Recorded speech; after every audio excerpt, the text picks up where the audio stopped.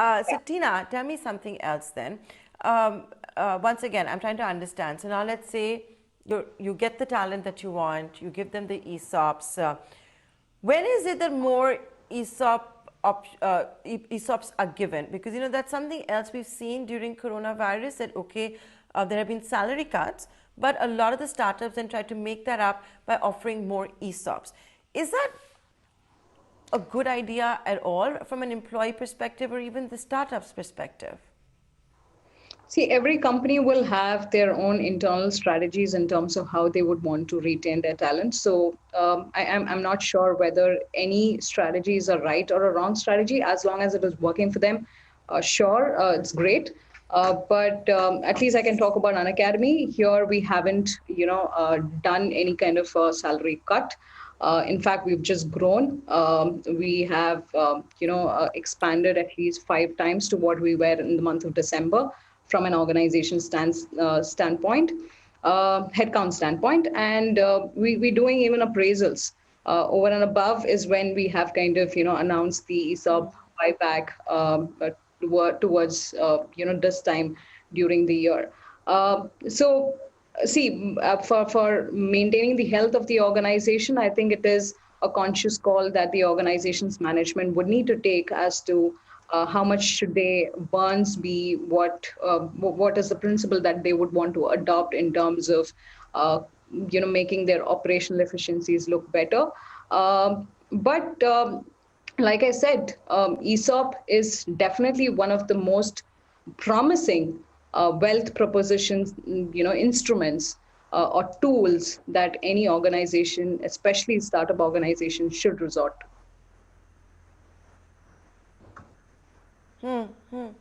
Okay.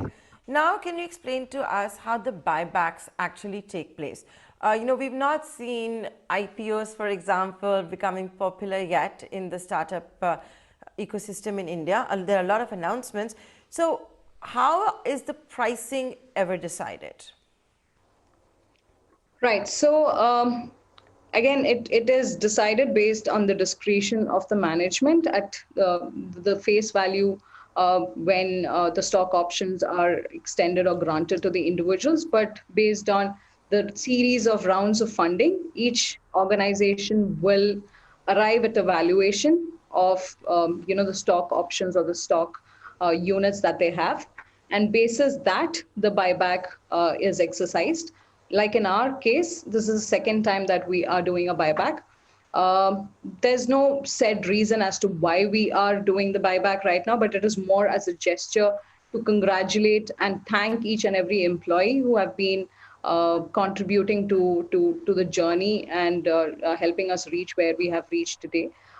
So whatever is your current value of the stock options based on the round of funding and the series of funding that you've completed and the valuation that has been arrived upon, the buybacks are exercised. And the vested units that an individual has, he or she has the option to encash it or sell it when a company opts to buy back those units from those individuals, whether it be remaining employees or exited employees. It is applicable for both of them. So Tina, one of the reasons we decided to do this masterclass with you and with Unacademy is because you have been rewarding your employees.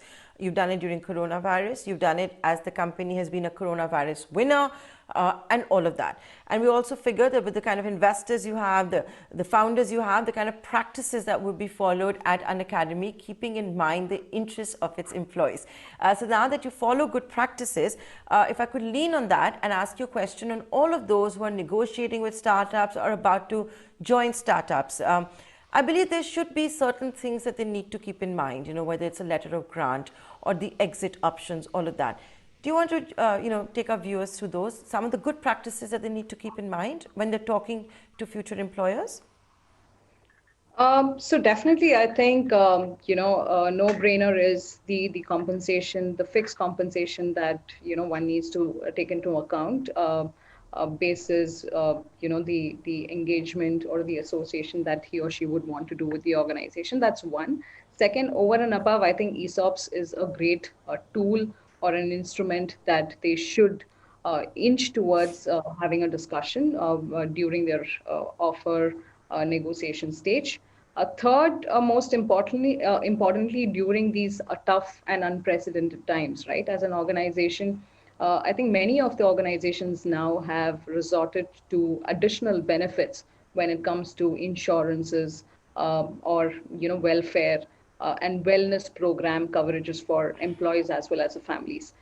So it is definitely advisable for incumbents and aspirants to inquire about what their current employee welfare benefit practices are, which also reflects on the culture of the organization. Like in Unacademy, we did a whole host of activities and initiatives addressing the challenges which all of us are confronted with, based on the COVID and pandemic scenarios. Physical distancing is some of the new normal right now.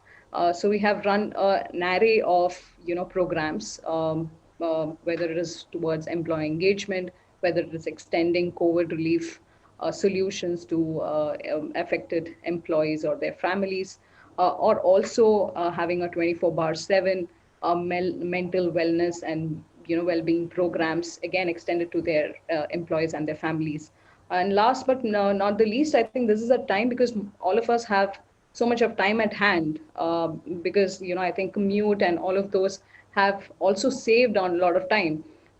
Learning is something I think every organization should really invest on from a holistic talent development standpoint. So we have introduced our own internal learning sessions. We invite external experts as well as internal leaders who take classes, sessions on varied interesting topics and subjects.